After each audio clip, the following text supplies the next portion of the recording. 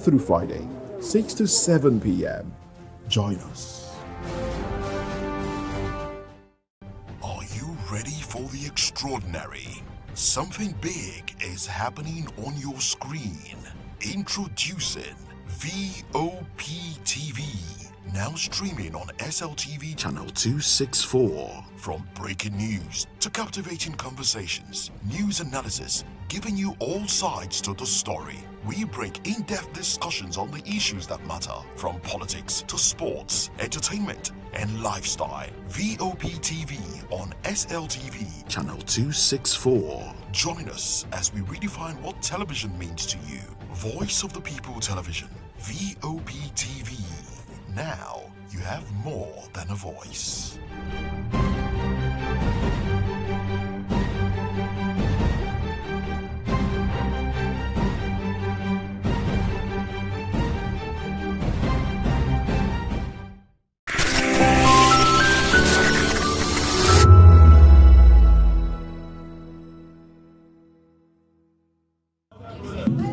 Hi, my name is Kwekumali Ikenna Onyekwena, and I am with the Voice of the People TV.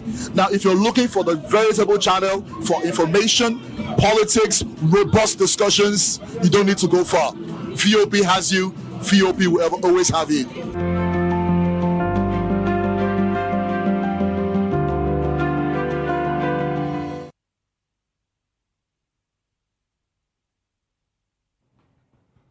Hello there, good evening, and welcome to Political Lens. This is Voice of the People Television, and I am Chukwuma Okoro. In case you don't know, we are broadcasting on Metro SLTV channel 264. On YouTube and other social media platforms, you are at VOP TV Live. You can also be a part of this conversation by calling in or sending WhatsApp messages to the number showing on your screen. We want your voice to be heard. Well, on the show today, I've been joined by Barrister Asim Adam. He is a constitutional lawyer and as well as a political affairs analyst. We tried to bring him on the show yesterday after the Supreme Court judgment, but he was unavailable. So he's available to walk us through the implications, the judgment that the Supreme Court gave on the powers of the president to declare a state of emergency in the first place, and also the power of the president to suspend democratic institutions under a state of emergency. Now, on the show today, U.S. Islamic visa restriction on Nigeria, Sudan, Chad, Syria, Niger, Burkina Faso, and other countries. And will also exercise the president's power to suspend governors and legislature under emergency rule. And when we move away from that, NLC protest over insecurity rocks Abuja, despite last-minute efforts to avert it. Good evening to you, Barrister Adams, and thanks for being part of Political Lens. We appreciate your presence as always. Yeah, good evening, Mr. Okoro, and good evening, Nigerians, or good evening. Good to have you, Barrister. Compliments of the season. How is Port Harcourt? I understand you're already in Port Harcourt. Yes, I'm in Port Harcourt with my family already. Okay. So, Port Harcourt. Yeah, go ahead. You wanted to tell me something about Port Harcourt. Great. Is my... Yes, Port Harcourt is my hometown. This is a place I love so much. Okay. And my family, we are all here in Port Harcourt. Okay. And I missed... bole and fish while I was in Lagos. The bole and fish and stew, I missed it. Sorry, sir, we also have bole and fish here in Lagos. No, it's not the time. It's not that time you have in Lagos. I tasted those ones. It's all right. Good to have bole and fish are, very, sumptuous, delicious. Okay, very delicious. It's good that you're enjoying your holidays in Port Harcourt. Yes. And we'll talk about Port Harcourt in a bit. But let's get into one of our measures right away. The United States has imposed a partial travel ban on Nigerians, suspending entry for immigrants and holders of B1, B2, B1/B2, F, M, and J visas. Now, these are travel visas, business visas, storage visas, student visas, and all of that. The Trump administration cited security concerns, difficulties in vetting applicants, and high visa overstay rates as reasons for the decision, which takes effect, by the way, on 1st of January 2026, in about a week, 2 weeks or so, and applies mainly to those outside the United States without valid visas. According to the White House, the presence of terrorist groups in Nigeria, such as Boko Haram and Islamic State, and Nigeria's ongoing security crisis make background checks difficult. The U.S. also reported overstay rates of 5.56% for B visas and 11.90% for students and exchange visas, prompting stricter controls and reduced validity for other non-immigrant visas issued to Nigerians. Well, the proclamation also placed partial restrictions on 14 other countries. I've already listed some of them, and in total travel ban on Burkina Faso, Chad, Niger, Syria, and Sudan. However, exemptions were granted to lawful permanent residents, diplomats, athletes for major events, and certain special immigrants, while security and diplomatic talks between Nigeria and the U.S. continue. You can understand when Nigeria has been nested with countries like Chad, Burkina Faso, Niger, Sudan, Syria. It's a lot concerning to many Nigerians. Now, Barrister Adams, direct to you, what do you see coming with this partial travel ban on Nigeria, especially coming in sequence after Trump designated Nigeria as a country of particular concern and the renewed war on terror? What are the major implications? What do you see coming in the coming months? This is going to take effect from the 1st of January 2026. Let's have your broad reaction to this particular issue. Yes, you see, my own take on this is that Nigeria is being branded as a terrorist state. You know, Nigeria that I grew up was not a Nigeria like this before. But when you see Nigeria be classified alongside countries like Chad, Niger, Burkina Faso, Somalia, Sudan, Afghanistan, Yemen, then it calls for worry. That is what I feel so sad that Nigeria has been classified under the terrorist country cubicle and a country of particular concern to concern us and make us feel very sad for this country called Nigeria and how we have been able to get ourselves so backward as a nation. It's a sad one. And I am saying that I'm really not happy with that rating and the placement by America by denying visa to genuine Nigerians. People like us, we love America. We were looking at one day or sometime in the future, we will travel to the U.S. with our families, CTC as the case may be. But with this ban now, it's going to be very difficult and stringent for us to get visas to go to the country that we love so much, America. It's a sad one. It's a very sad one. Yeah, Barrister, it's a sad one, but it's a partial ban. I mean, it's not been foreclosed that Nigerians will stop going to the United States of America. I think the government is working desperately to ensure that, look, the travel visa, the ban is and all of that, the restriction is lifted. And we are going to talk about that in a bit. But I want to ask you, what does it, if you look at the countries, that we have been nested with, we talk about Sudan, a country that is in war. We talk about Syria, a country that is in war. And when you talk about Niger, Chad, and Mali, these are countries under military regime. And unfortunately, Nigeria finds itself under this categorization. What does it speak to when we talk about trying to stabilize our democracy? You see, that is the problem we are having. Nigeria has been classified, and nested with, countries with military juntas. And not just countries with military juntas, but countries with, terrorism and banditry, issues. That bothers me. And unfortunately, we say we are practicing democracy in Nigeria. And I really cannot understand or explain to my children why Nigeria should be nested, with these kind of countries that are known for terrorism and banditry, and also, juntas regime in Africa. If Nigeria is to be classified, I believe that Nigeria ought to be classified along same countries like South Africa, Ghana, Egypt, etc., as the case may be.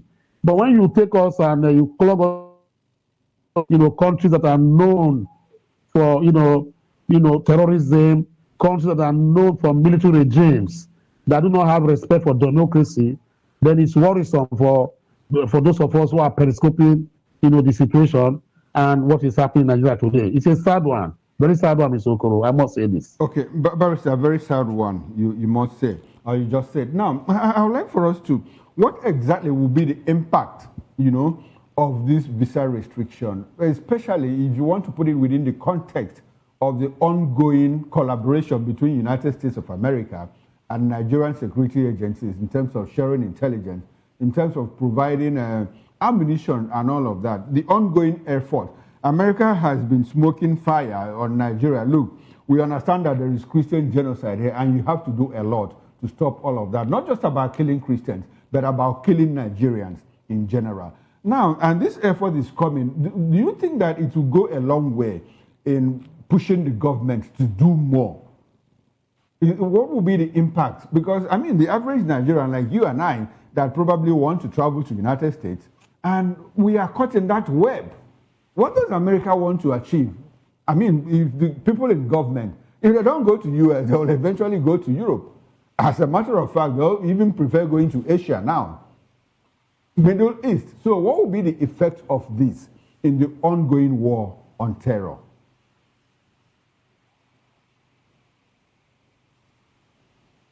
Barrister Adams, can you hear me? Barrister Adams, can you hear me? There seems to be a technical glitch there. And, let's go for a short break, and when we fix it, we'll return. We'll be right back.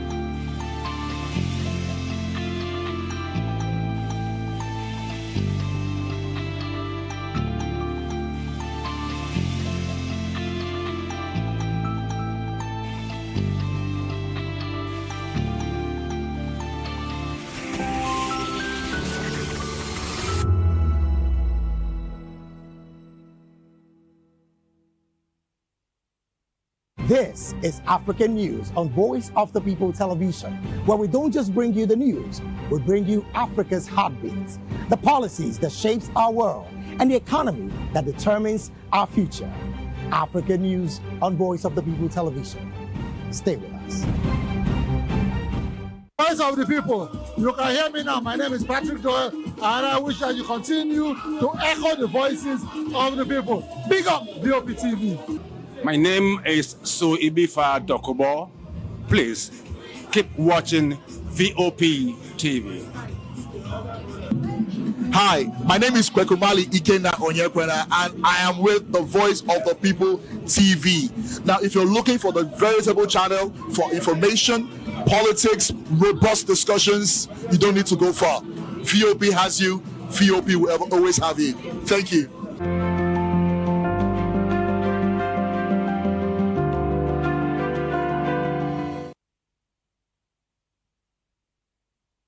All right, welcome back, and thanks for staying with us. And if you are just joining us, this is a Political Lens on Voice of the People Television. We have to I have to sincerely apologize for that technical glitch that took our guest away, but he's back now, so let's get back into the show. Now, Barrister Adams, thanks for rejoining us. And my question was, what will be the impact of this restriction, considering the fact that the average Nigerian like you and I will be at the receiving end, short end of the stick? The people in government that make these decisions, the political elite, if they don't go to the United States, they can go to Canada, they can go to Europe, Asia. As a matter of fact, a lot of them even prefer going to the Middle East now. I'm talking about Bahrain, Abu Dhabi, Dubai, and all of that. So what does America want to achieve with this restriction? Well, America want to see if they can, because I believe that for every intention of America, they are looking at how to change regime. There's what we call regime change. Can you hear me? Go ahead, sir. I can hear you loud and clear. Good. So America, first of all, their interest is that where they have countries of particular concern, They always look forward to make regime change possible in those countries. Now, if you begin to deny Nigerians visa and you put in stringent, conditions for you to meet before being issued a visa, America believes that the Nigerian populace will put pressure on the government and change and put pressure and change the government maybe by 2027, so that the government will begin to dance to their tune, or government that will be responsive and responsible to their own political interests and national interests, as the case may be. The second one is that for every Nigerian now going around to America or any airport at all over the world, they will be looking at the Nigerian with circumspection, as maybe it's a criminal, it's a terrorist. So the profiling will be more stringent, and there are, a lot of Nigerians face a lot of disgrace and embarrassment in airports in Europe and Americas. That is going to even heighten, such a, scourge again, where you find that, at the airports, Nigerians are going to undergo thorough scrutiny to make sure that, they are with the right papers before they can enter America or any other country. So it's going to be an embarrassing ride again for Nigerians, and I believe it's not going to go well for the Nigerian people and those of us, like I said, who intend traveling to the US. You see, we have to do something extra for us to get that particular visa to go there. Okay, Barrister, if you understand Nigerian politics very well, do you think that this track might change anything in 2027? If you look at our fault lines, if you look at our fault lines and all of that, which keeps widening every other day, do you think that this particular track can help Nigeria achieve something? If we reduce the effort of America to, to prompt Nigerians to hold their leaders to account, how far can we travel, with this kind of track? It's not. I don't think it's going to have any impact, because you see, when you talk to a deaf and blind government, you're going to get nothing out of it. Now, even as it is, in elections, Nigerian elections, the people's will do not count. People's votes do not count. You can see exactly what is happening now. The president, has, I don't know, that magical wand that he has, all opposition party governors and even members of the opposition party are now aligning with him. If out of 36, state governors, 28 or 30 of them are for the governor, and they are now saying 2027 that the president is they are for the president. And 7, the president must get a second term and tenure. So they are not even talking to the electorates. They are already assured. I watched one particular governor from Edo State who said that come 2027, that President Bola Ahmed Tinubu is going to win Edo State. For an election that's about 2 years away, you already know that he's going to win. So which means these particular results that will be turned out will be premeditated. They will be orchestrated and choreographed, as the case may be. So the people's will do not even count, as the case may be. So I don't even see if America say, okay, Tinubu should not even travel to their country, or maybe they will arrest Tinubu. He can still win from prison, the way the governors manipulate things in Nigeria here now. I don't know the magic one he has, but honestly, it's going to be very difficult for the people's will to prevail, with or without America, come 2027, Mr. Okoro. Okay. All right. Barrister, you said that the governor of Edo State, Mondo Pueblo, said that Tinubu is going to win in 2027. He was very specific. He said he was going to mobilize 2.5 million votes for the APC, that is Tinubu, in 2027. He also said that if Tinubu doesn't win, that he'll resign his position. Now, he'll resign. That's an aside. In the course of this intervention, you said that votes don't count. And it's a little strange, when Nigerians think that votes don't count. Some people also do believe that votes count. Votes counted in 2023. If votes didn't count, there is no way Peter Obi will have won Asiwaju Bola Ahmed Tinubu in Lagos in 2023. So if you have that in mind, do you still think that votes don't count in Nigeria? Votes don't count. You see, why votes don't count in Nigeria is this. P2B, by my own estimation, I participated in that election in Rivers State. P2B won that particular election by my own estimation. And we saw how he went. If P2B could go to Lagos, a place that is known as a conservative state to defeat the contesting president and his armada of political supporters. If he can go there, that tells you that he did well. He wanted to say he won my state. Exactly my point. That tells me that votes counted in 2023. So votes do count in Nigeria.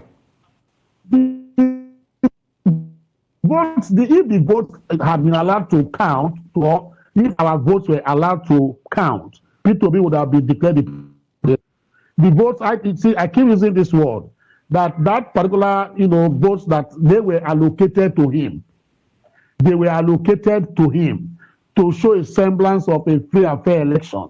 So now say, okay, let's give him 3 million votes, while the president will now have 7 million votes or 4 million votes, with a difference that will not tip the table in favor of the president. Otherwise, that election, because to be a credible, free and fair election, and where people's vote counted, P2B would have been our president today, as the case may be. I am not saying this because I have water in my mouth. No. If you look at what happened, the abracadabra they did at the Supreme Court, etc., even in Abuja, P2B cleared everything there. As far as Kaduna, P2B had inroads in those northern states. So why are you telling me now that our votes counted or count if P2B was not allowed to be sworn in as president? You can see what happened. In spite of, INEC as at that time could not even follow their guidelines. If they had followed their guidelines on electronic transmission, I am saying with due respect that P2B won that particular election. Okay. I still stand by my postulation, and I still stand by my assertion that P2B won that particular election. If Nigerian votes counted or were allowed to count, P2B would have been our president by now today. So by extension, by implication, what you are saying is that Lagos was an isolated case. Now, Barrister, I would like for us to go back to the issue in this course, which is the visa restriction. Now, don't you think that the U.S. is a little too hard on Nigeria, given that the government is already making desperate efforts, to push back terrorists? Within the week, I think earlier in the week, on Monday, to be very specific, we heard that terror kingpin Kachala was killed in Sokoto State. We also have information that the agencies are closing in on Torj Bello, who has been a terror, within the northwest part of Nigeria. And the changes in the security architecture. Hello? Can you hear me? Hello? Yeah, Barrister, can you hear me? Yes, I can hear you. Yes, okay. I don't know how. I can hear you, yes. Okay, yes. I don't know how far you heard me. But I'm just saying that, don't you think that the U.S. is a little too hard on Nigeria? If you look at the government effort now, government is making desperate efforts, to push back terrorists. The other day, Kachala was killed in Sokoto. They are closing in on Torj Bello, who's been terrorizing the northwestern part of Nigeria. And the president recently had to rejig, the security agencies. Minister of Defense resigned. Chief of Defense Staff, was pushed aside and brought back as Minister of Defense and all of that. We also hear that, look, government has set aside 1.2 billion euro, to purchase fighter jets from Italy and all of that. In all of these, within this mix, don't you think that America is a little too hard on Nigeria by placing this restriction on us, all in the name of not doing enough, to fight terror? What's your reaction to this situation? Let me say, with due respect, it is not just America that says that Tinubu is not doing enough and his government. Yes, he has tried, but until and unless, terrorism and banditry is reduced to the barest minimum, we can never give him accolades. Yesterday, the virus again that kidnappers kidnapped two transport buses, passenger buses, traveling from Abuja to Delta State along Auchi axis, and they shot a soldier man. That is the story we get all over the country on a daily basis.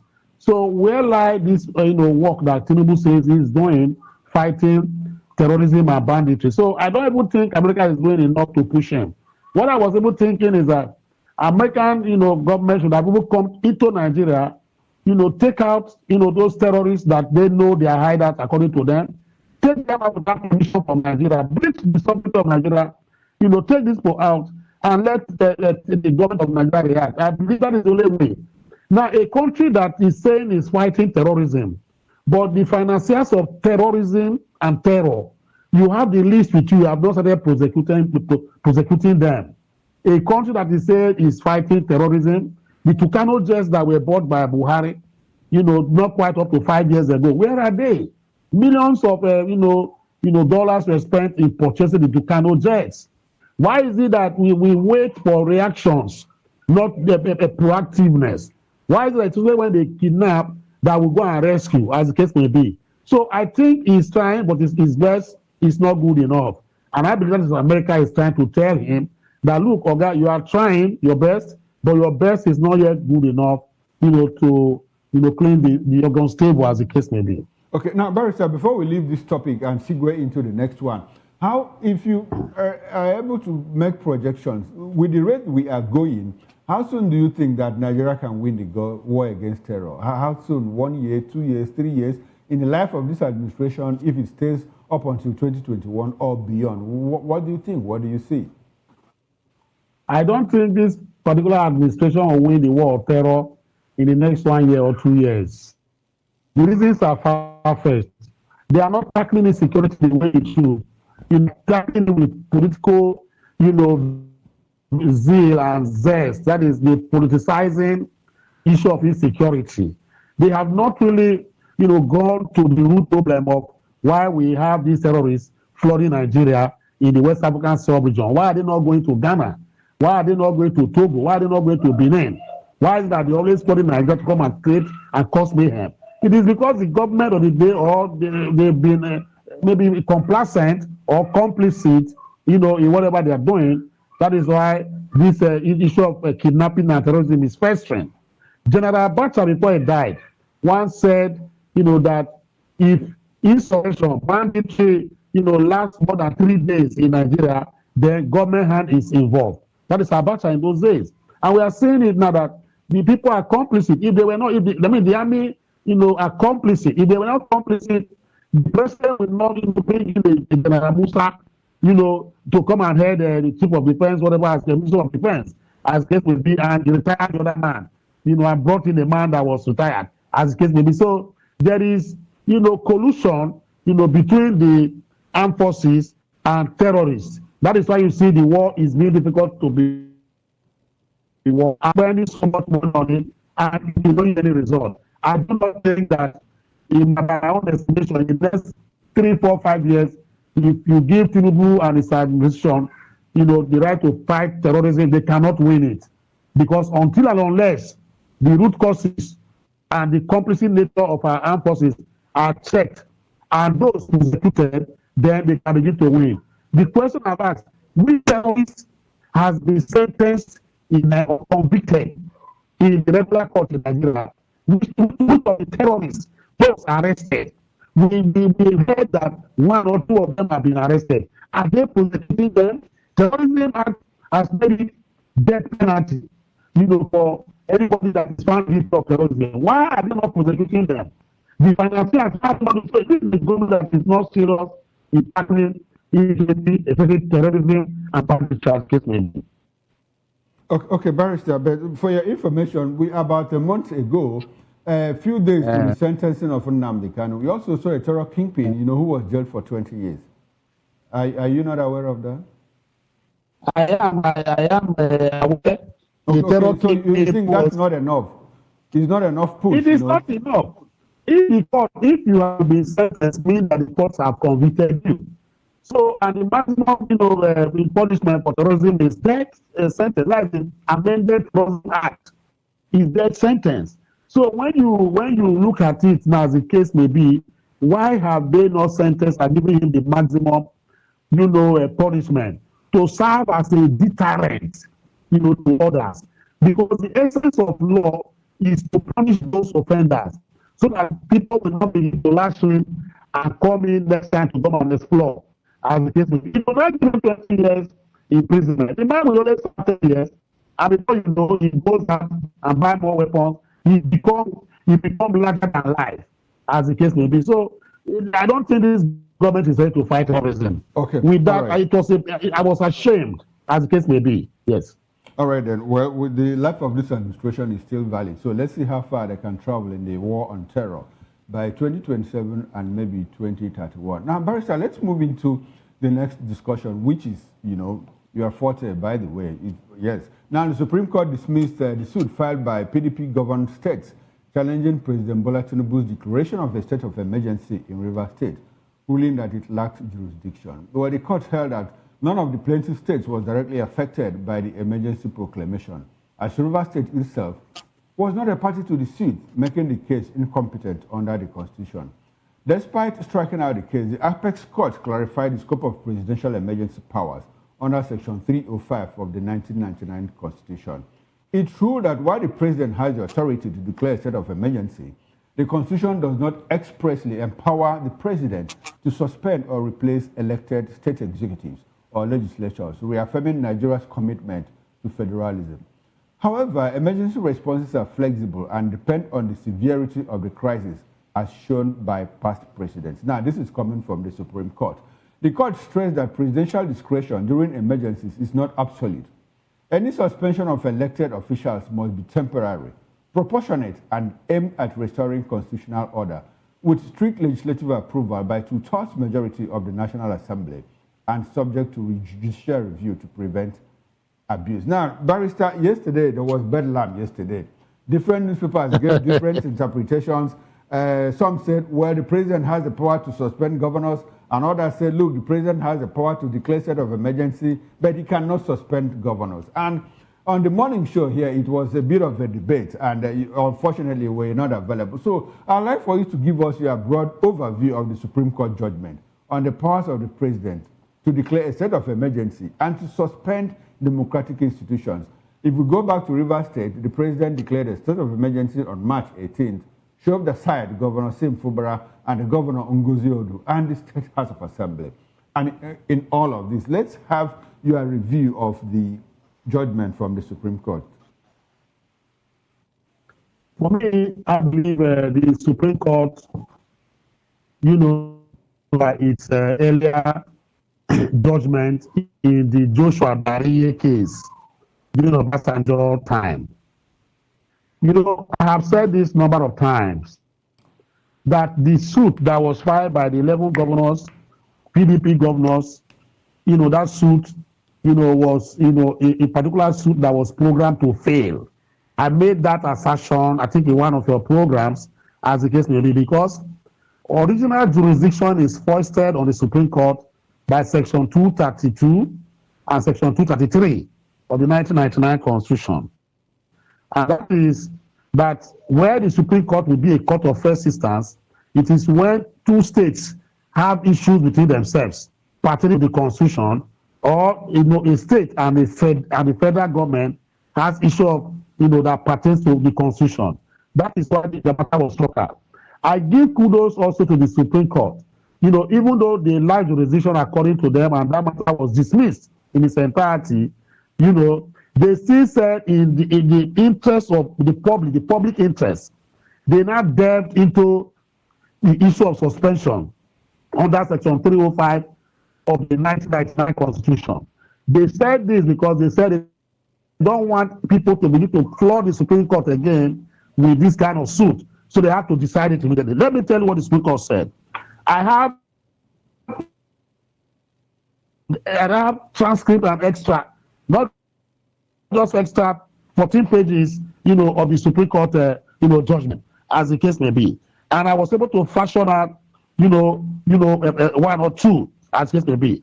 I paid particular attention to page 6, set 9 of that judgment. It's 14 pages, but I paid particular attention to pages 6, 7, 8, 9. Now, what the Supreme Court said is that because they never said that the president has the right allowed there to even suspend or remove a governor from office. It is not stated there completely. That is ipso facto directly, as the case may be. Now, what the Supreme Court said is that Nigeria is a federal system. Separation of powers is also guaranteed by Section 4 to 7 of the 1999 Constitution. I am just trying to paraphrase and use my own, initiative to now, cocoon them and summarize. But this is what he said, that the Nigeria system of government is what we practice as a nation. So there's what we call separation of powers. And this separation of powers is guaranteed by section 4, 5, 6, and 7 of the 1999 Constitution. They went for that to say, no arm, whether judicature, executive, or the legislature is superior to the other. And none may lawfully usurp powers of the other. That the president cannot usurp the powers of the legislature and the judicature, as the case may be. And also the president cannot usurp the powers of a state governor and beyond an overdrive and be to remove and suspend, as the case may be. Now, the Supreme Court went for that to say that at the same time, the Constitution of the Federal Republic of Nigeria recognizes that there may be extraordinary situations.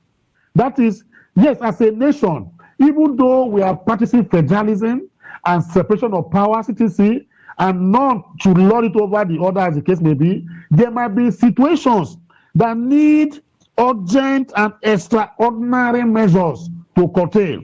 That is why Section 305 was now embedded in our Constitution. Think of talking, as the case may be. But he said that the president under Section 305 is not absolute, that it is subject to legal limitations and legislative oversight. So these are what the Supreme Court is saying, that the president cannot just wake up one morning and say he's suspending a governor, even though we know that Section 305 says extraordinary measures to be taken to quell or maybe arrest a particular situation. But the president cannot just do that suo motu. The president cannot just do that, acting as Gongon Medusa. He cannot just do that and say, look, I am the Lord and the Lord of the manor. Anything I say is what is going to happen. No. The Supreme Court said the president cannot do that. That the president, even though he has such powers to, declare state of emergency and deal with extraordinary situations in the country, but he must take the imprimatur authority from the legislature. And who are the legislators? National Assembly in this case. Okay. It is when they now get to court that they can begin to do that. Yes. Adam, before you get into the duties of the legislature to check the president in situations like this, I would like for you to talk about what the Supreme Court means when it says legal limitations, that the absolute powers of the president or the powers of the president, which is not absolute, should be subjected to legal limitations. What do they mean by legal limitations? The legal limitations they are talking about is the limitation of the National Assembly or the legislature. Okay. And that is the people that can checkmate the president. Okay. They can do an oversight. So if the president, maybe we have a president that is a dictator and autocratic, and he wants to suspend governors the way and manner he likes, what the Supreme Court is saying is that if you want to do that, you can begin to do that in your kitchen cabinet. But the National Assembly must do what? Give you ratification, because what that can be done. Okay. You cannot just sit down and begin to give such, as the case may be. Yes. Yes. Now, when we talk about, let's look at the issue of jurisdiction. The Supreme Court more like excluded itself. They say we don't have jurisdiction to entertain this matter. First of all, because it's not between states. It's also not between the state and the central government. You people are non-actors in River State. But the Supreme Court said something that is strange, and Nigerians are interrogating it. They also said that, look, that it wasn't a case between the government of the federation and that of another state. They said it was between the president and River State. Could it have been between the president and River State, or the government of the federation and River State? You see, when Joshua Dariye, Joshua Dariye was the first person that was suspended in 1990, during the era of the 1999 period, second democracy, or whatever, as we call it. Joshua Dariye was suspended by Obasanjo. So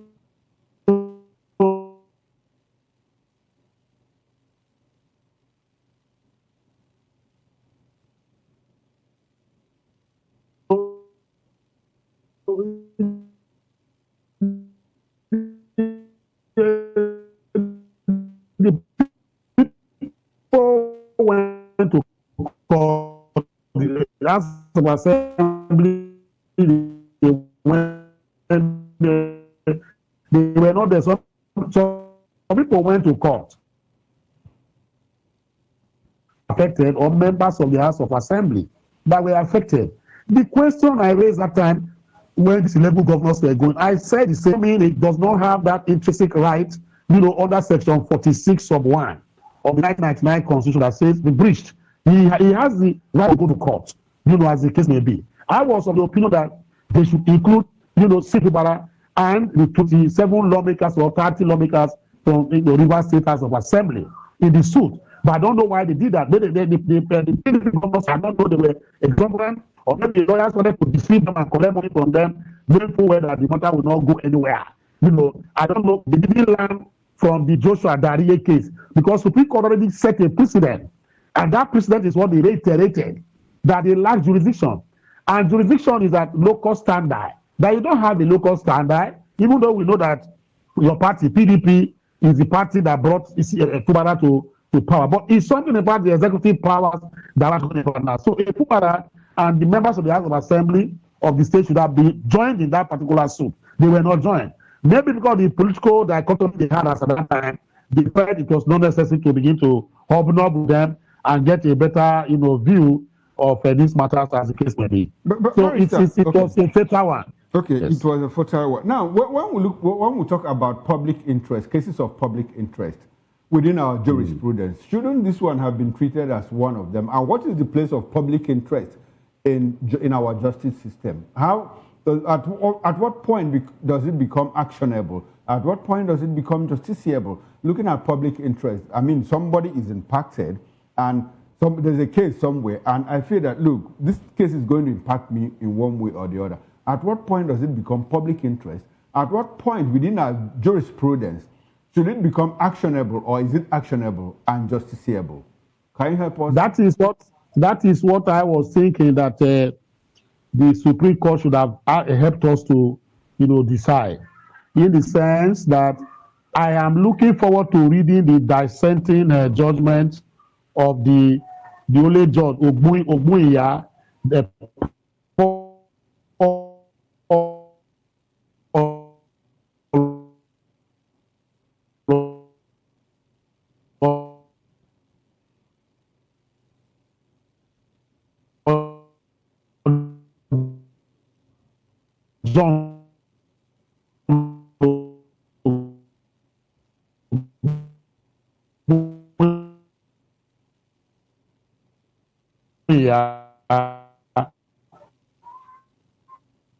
who gave a dissenting opinion. He gave.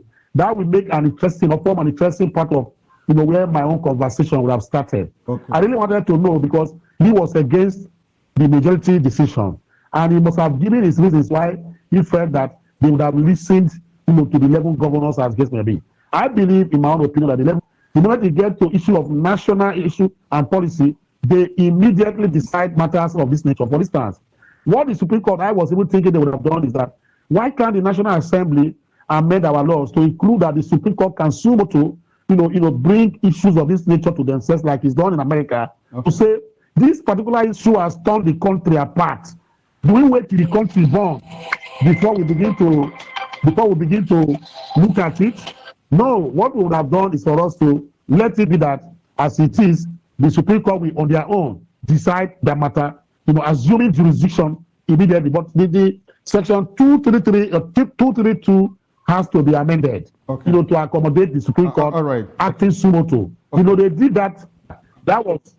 So we need a Supreme Court that is an activist court that can, move further than, this legal whatever. To reform our jurisprudence. Now, Barrister, before we leave, we are practically almost out of time. But before we leave now, I want us to talk briefly about the discretionary powers of the president to suspend democratic institutions.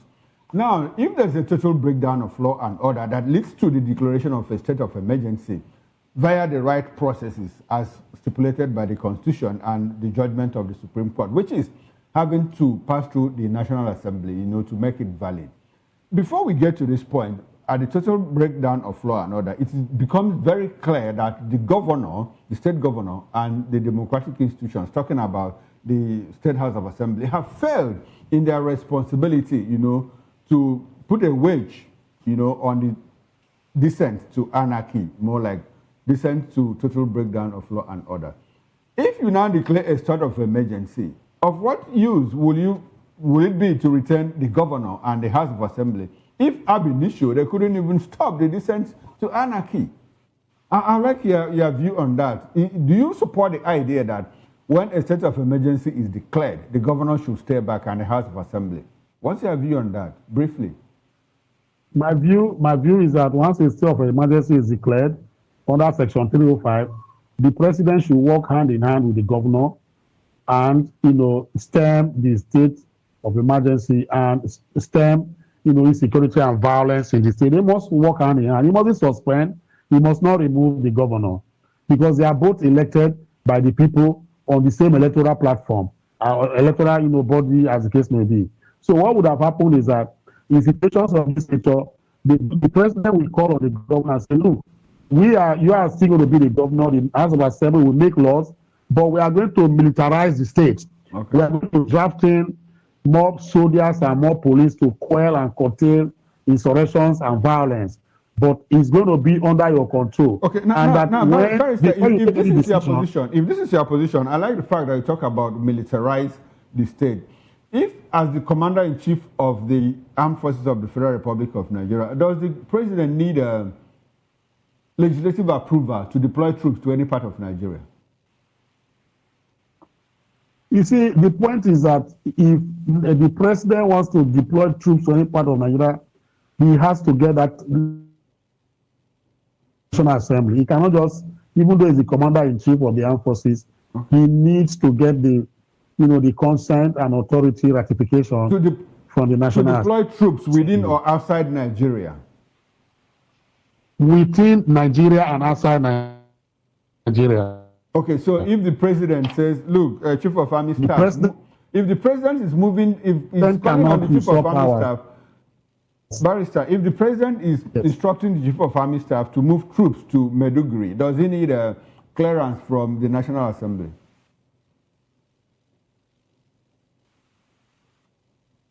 Barrister, did you get that?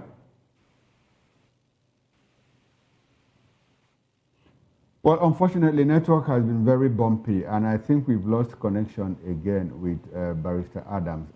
We are out of time. I wanted us to talk about the ongoing NLC protest holding in Abuja because of insecurity. Now, the president held a late-night meeting with leaders of the Nigerian Labour Congress, NLC, at the presidential villa in Abuja, amid preparations for a nationwide protest over rising insecurity, which, by the way, held today. The talks took place on Tuesday, just a day before the union's planned mass action. The meeting was attended by several top government officials, including Governor Hope Uzodimma of Imo State, who happens to be the chairman of APC Governors Forum, and Governor Monday Ogbebolo of Edo State. KB Governor Nasir Idris was also there, as well as the Minister of State for Labour, Nkiru Onyejocha. The NLC delegation was led by Joe Ajero, the president. Although details of the closed-door discussions were not disclosed, the engagement is seen as an effort to prevent the planned protest and ease tensions. But unfortunately, the meeting didn't come up with any tangible results, and the protesters rolled into the streets of Abuja today. I wanted to get a barrister's opinion on the role of NLC in organizing protests, especially the barrister. Can you hear me? Okay, unfortunately, I'm unable to get reconnected with him, and the strike held, and I wanted to ask him, his view on the role of NLC in conducting protests in Nigeria and how far they have used that strike to achieve results. Unfortunately, we can't bring him back. Hello? Well, okay, Barrister, are you there? Hello? Barrister, can you hear me? The network has been very floppy, and we are out of time, unfortunately. I've been speaking with Barrister Asim Adam. He's a constitutional lawyer as well as a political affairs analyst. And this is where we have to draw the curtain this evening on Political Lens. I appreciate his presence. On behalf of the backroom staff, the technical director, the bus manager, sound engineer, and ingest manager, I am Chukuma Okoro, and up next is Issues with Nena Ndimduto. Stay with us and don't go away. I'll see you tomorrow morning, 8 o'clock on the morning show. Bye for now and enjoy the rest of your evening.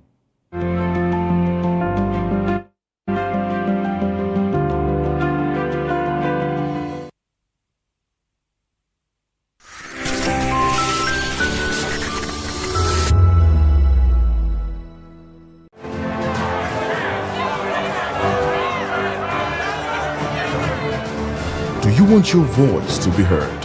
Do you know that you matter in the scheme of things?